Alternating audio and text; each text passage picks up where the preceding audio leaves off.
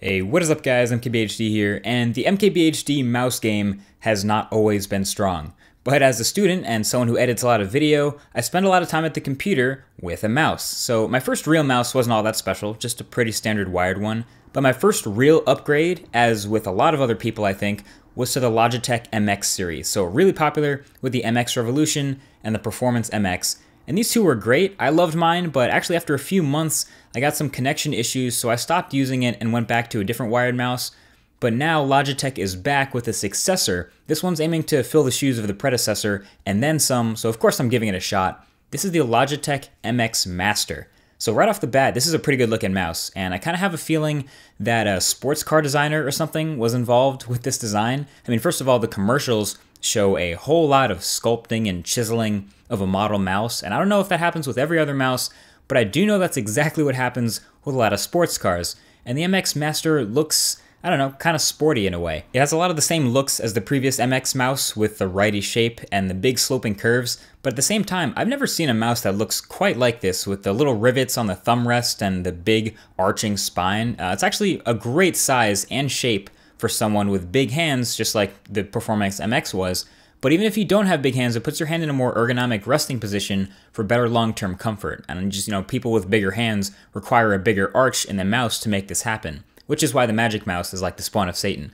But yeah, the MX Master, aside from a few design tweaks, is very similar to the Performance MX that came before it. Here's what's noticeably different. First, the back and forward buttons, they're pretty small, and they're supposed to be in a pretty comfortable position above the thumb rest, but they're just a little too far back for me, so I had to adjust my hand a bit when I wanted to use them, which slowed me down. Still getting used to that. I would have liked to see them a little bit further up next to that side-scrolling wheel. And speaking of the side-scrolling wheel, it's back from the MX Revolution of 2 generations ago, and it is awesome. I use it all the time. It's nice and smooth now, it's a bit smaller, and I think it's easy to use. You don't really know how useful horizontal scrolling is until you don't have it anymore, and I missed it big time. I actually use it most while video editing and moving through my timeline in Premiere Pro and After Effects and stuff like that. So horizontal scrolling is dope.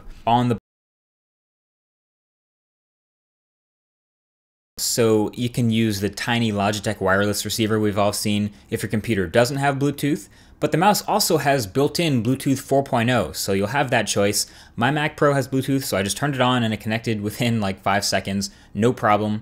And you'll see it has 3 numbers on the back and a little button. That's because this mouse has a memory and can live switch connecting between 3 different devices at the same time, which can be really useful. So I have number 1 connected to my desktop, number 2 connects to my laptop, and number 3 is actually not occupied yet, so you can see it triggers the pairing mode and it's blinking, waiting to add any third device. But it's super useful, so I can see myself using this a lot, especially if you have a setup where maybe you have 2 computers side by side and you don't want to have 2 mice on your desk or any other crazy software solution to make that happen. Now it's really useful. You can use 1 mouse for multiple computers. So yeah, other than that, it's all in the software with this guy. The new Logitech Option software is the first thing you should download when you get this mouse, and it's actually pretty good. So most mouse software is not that pretty, doesn't work that well, but I don't mind this at all. This is where you set up the horizontal scrolling and everything. It also lets you turn that thumb rest button into a gesture pad, so you can hold it down and swipe into macOS X's gestures.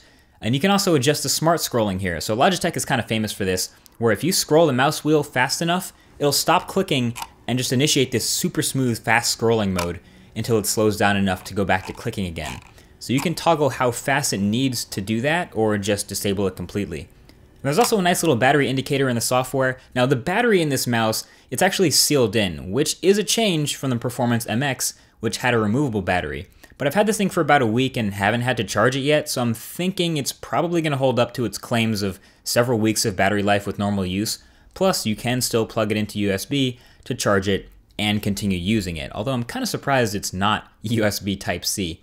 So overall, Logitech is probably hoping this MX Master becomes the next legendary mouse that everyone eventually moves to, the next standard. And well, I'm already on board, and I know a bunch of other people who make tech videos who are already on board too. So it's off to a pretty good start. I'd say it's worth the $99 price tag on Amazon right now, but I say definitely check back at that link in the description. If you don't want to buy it now, check back in a couple of months. It'll probably start to drop like the Performance MX did. So my mouse game is strong again, and hey, maybe the keyboard game is next. Thanks for watching.